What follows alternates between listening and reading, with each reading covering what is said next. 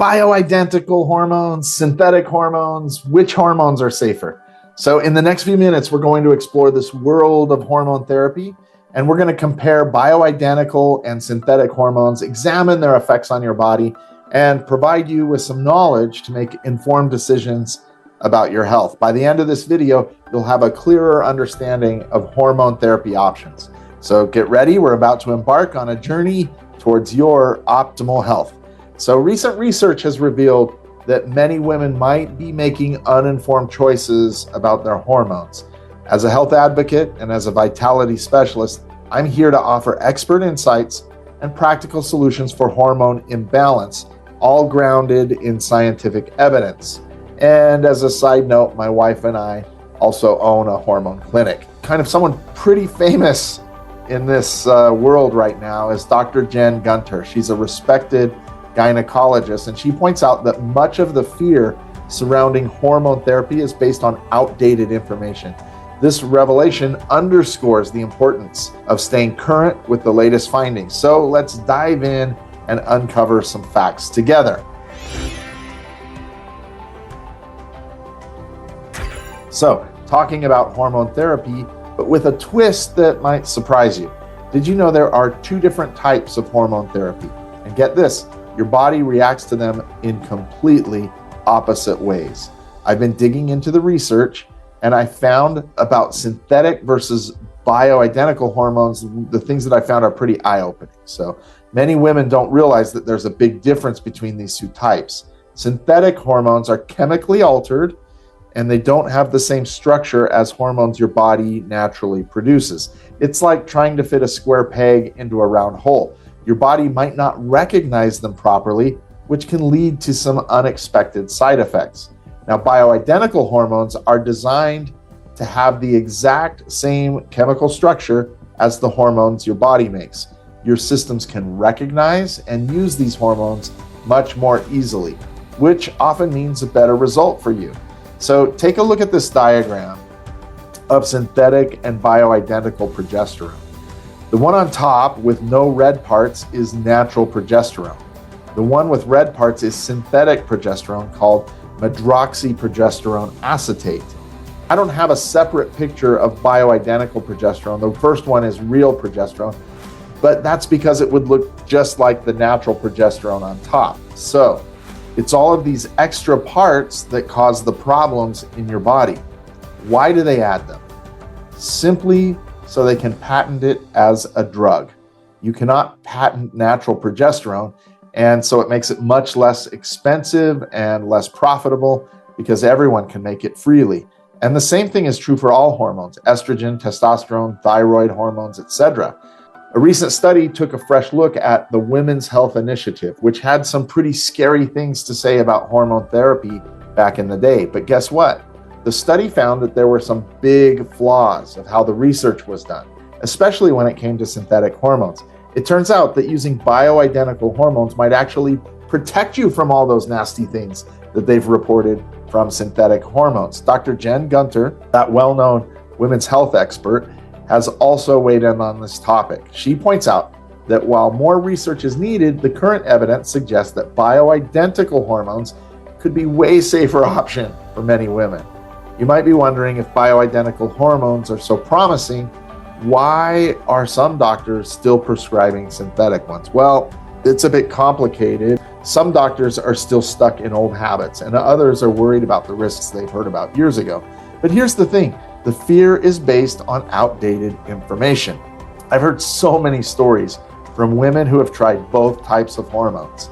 Many of them tell me they feel much better on bioidentical hormones. Their symptoms improve more, and it's like night and day for some of them. Here's the thing that really got my attention. A recent analysis showed that women using bioidentical hormones had a lower risk of breast cancer. That's pretty significant, right? Especially when combined with natural progesterone, and the results were even better. So, what does this all mean for you? Well, it means you have options. You don't have to settle for treatments that might not be the best fit for your body. You can ask your doctor about bioidentical hormones and see if they might be right for you. Remember, we're all about finding what works best for you and your unique body and lifestyle. Just a quick caution.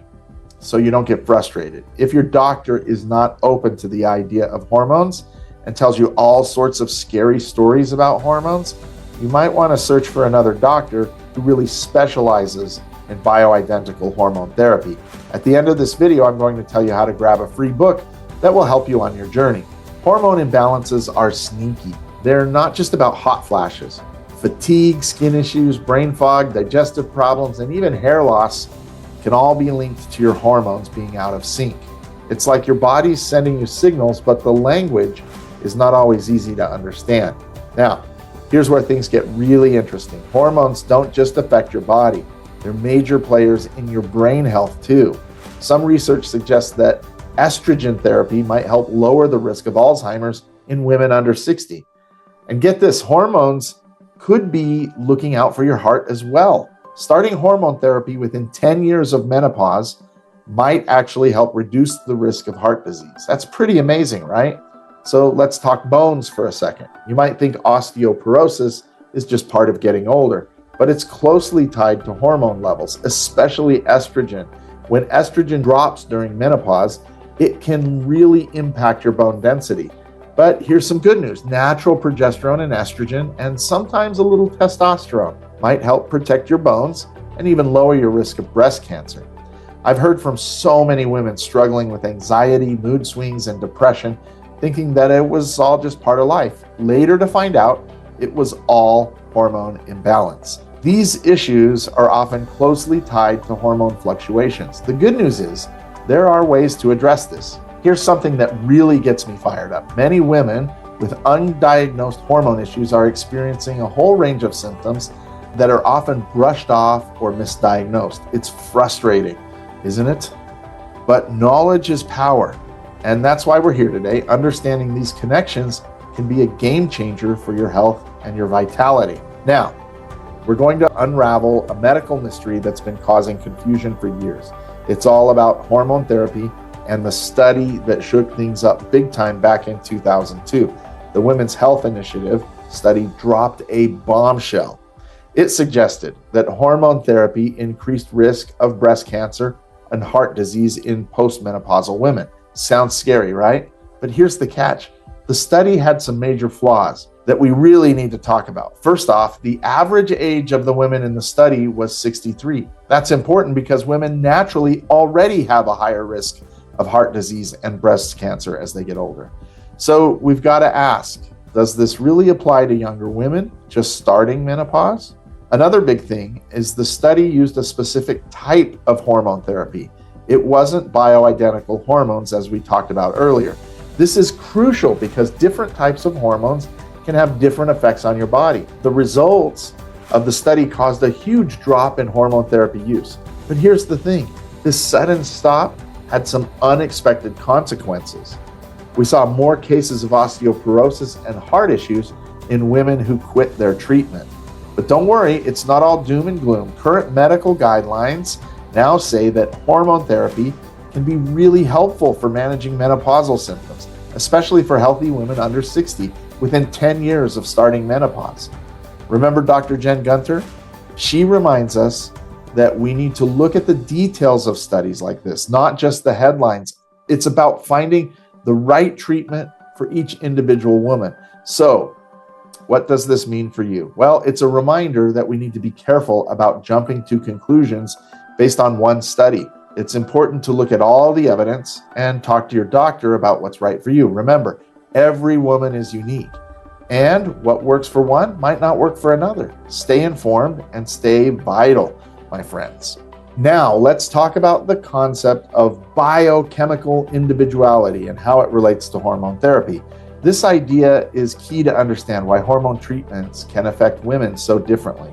From my research, I've learned that our bodies are unique, especially when it comes to hormones. That's why working with your doctor to create a personalized plan is crucial. Dr. Jen Gunter puts it well. We don't prescribe hormones based on levels. We dose based on symptoms. This approach recognizes that hormone levels can fluctuate throughout the day. Let's talk about how we can figure out what your body needs. There are several ways to test hormone levels. Blood tests give us a snapshot. Saliva tests are an option, though their reliability is debated. and urine testing can show how your body processes hormones over time. But remember, it's not just about the numbers. Your lifestyle, including diet, exercise, and stress management, play a huge role in hormone balance too. I want to share something exciting with you. Many women have found success by combining conventional hormone therapy with holistic approaches. They're focusing on hormone-supporting foods, stress management, and working closely with their doctors. It's like a partnership between you and your body. Finding your hormone sweet spot is an ongoing process. Your needs might change, so staying in touch with your doctor and adjusting your plan is important. I've heard incredible stories from women who have found their balance. They report more energy, clearer thinking, and feeling more like themselves again. Remember, this journey is all about you and your unique needs. By understanding your biochemical individuality and working with your healthcare provider, you can find an approach that works for you. Keep learning, stay curious, and always, always, always listen to your body. The future of hormone health looks brighter than ever, with new technologies and treatments emerging that could revolutionize how people approach hormone balance. Let's talk about some innovative ways to deliver hormones. Scientists are developing alternatives like patches and gels that can deliver hormones through your skin, potentially lowering the risk of blood clots compared to oral hormones. There's also buzz about bioidentical hormone pellets, which are inserted under the skin for slow release over time. I don't love the pellets, but they do work.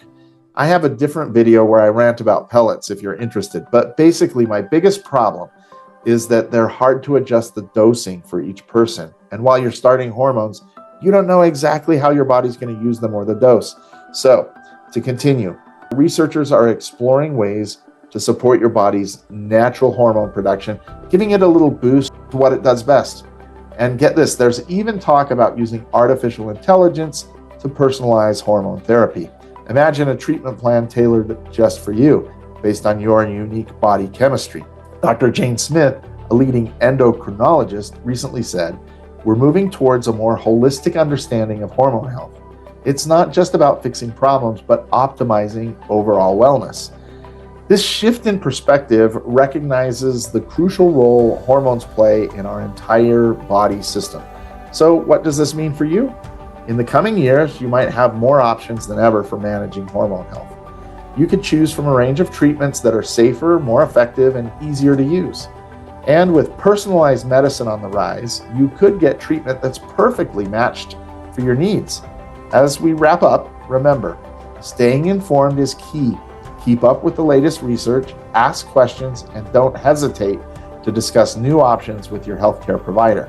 You are your own best advocate when it comes to your health, and knowledge is power. This is an exciting new era of hormone health. So to conclude, we've covered some important ground today, and I want to leave you with a clear message. Bioidentical hormones are a safer choice for many women. But remember, your hormone journey is unique. That's why personalized approaches are so crucial. I encourage you to have an informed conversation with your healthcare providers. Ask questions, explore your options, and take charge of your hormone health. You've got the power to make decisions that work best for you. As Dr. Jen Gunter wisely put it, menopause is not a disease. It's a planned change, like puberty. Let's approach it with knowledge and confidence. Your vibrant, healthy future is waiting, and you've got what it takes to embrace it fully. Keep seeking vitality, my friends. Now, that free resource I promised. I put a link in the description to download my free book, Do Your Hormones Have You Dragging, Sagging, and Nagging? No email address or anything. Just click the link and download it. What's your biggest hormone question? Please leave it in the comments below. Until next time, live with vitality.